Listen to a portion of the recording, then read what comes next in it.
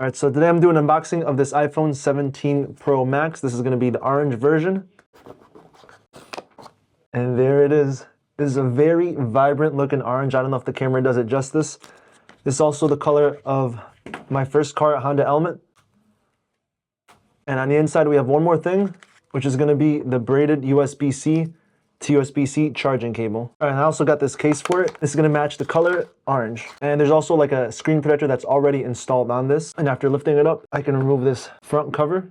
And it's a two-piece case. And because I just took off that sticker, there's not much dust for it. And then this can just be put right on top, but there is this adhesive here, which can come right off. And then this placed right inside. And then finish it up with the back plate. And then there's this part on the front. There it is, so we could see the orange, and it does have that MagSafe part, so I can attach this to some accessories on the back. Now it's just time to load this up.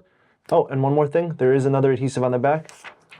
And there it is. That's a quick unboxing and putting on the case on the iPhone 17 Pro Max.